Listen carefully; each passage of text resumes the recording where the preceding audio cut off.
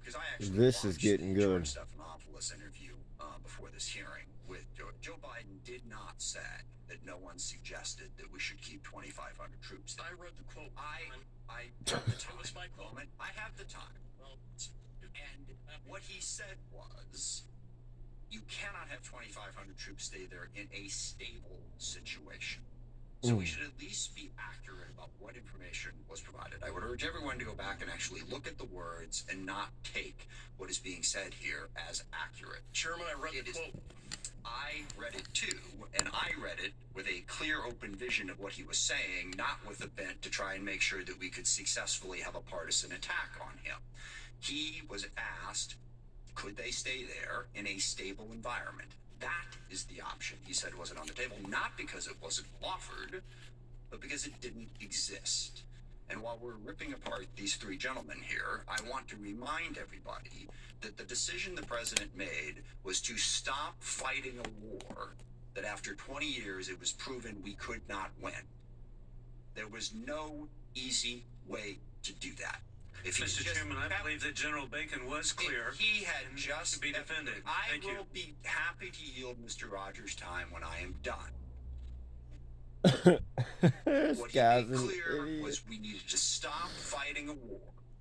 That for 20 years we've had these conversations over and over again. Oh, Democrats things get bash better on the and better Republican every president day. more than they bash on the Democratic presidents. Republicans bash on the Democratic presidents more than they bash on the Republican presidents.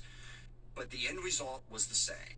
20 years of an endless series of decisions by very intelligent, very capable, very committed people. Any implication that the three gentlemen in front of us are not very capable, very intelligent, and very committed to this country is simply partisan political opportunism. We can look at 20 years. Pick your favorite general, pick your favorite president, pick your favorite leader, okay? None of them could successfully do what so many members of this committee are sitting here telling these gentlemen that they're basically idiots for not being able to do. We should pause for just a moment and think about the fact that maybe that's the wrong argument. Maybe the mission itself was really hard to achieve. And what President Biden said is, kidding we're me? done. We're not going to have these hearings anymore. We're not going to have the funerals anymore. We're not going to lose the service members fighting a war that it is clear we cannot be successful. And we all pick nits on this decision or that decision. Why didn't you say this? Why didn't you do that? 20 years of a whole lot of different people leading has led us to this point. And we said we're going to stop. Mr. Chairman, this is inconceivable. They're bringing the war here. The war is not over. It's coming to America. The funerals are here, Mr. Chairman, and we count on you and your leadership and these generals to know the war is not over. It is clear that point of order. Interrupt. Chairman, we're not done with this war. The point is, yes, we are going to have to continue to contain this threat. And 20 years no of question mistakes about it. An excuse Having for You the guys are letting him in. Stand was not succeeded. Mr. Chairman, point I have to make that point. Untouched. Mr. Rogers is the ranking member on the committee, and I will give him the time to You respond. guys are fucking fools, man. Thank you, Mr. Chairman. I did note the Stephanopoulos interview, and I disagree with your interpretation. Mr. Stephanopoulos came back and asked him again. So you're saying that nobody advised you to leave the troops, and that was his response. But I think the general officers here and the secretary have made it very clear that they gave the president advice that he wouldn't listen to.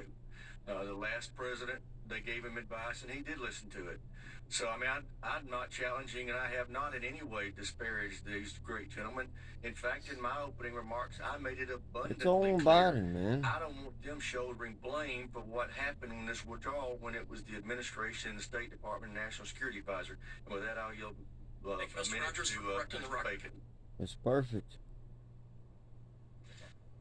Mr. Crow is recognized. Thank Well, you, Mr. put your Chairman. mask on. Dovetailing on Chairman Smith's comment, I just can't help but think back to my last deployment in Afghanistan in 2005. And there was a moment where I had been awake for several days, walking with a heavy rucksack in the mountains of Afghanistan, and wondering and asking myself, where was the debate? Why weren't people asking the questions then? Why weren't people paying attention?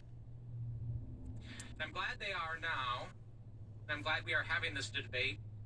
But as Chairman Smith adequately pointed out, we could have been doing this a long time ago. 4 administrations, Republican and Democrat, 10 Congresses, Republican and Democrat. This is a 20-year conflict that our country owns. We have to have a broader discussion. It's not a 2-month conflict.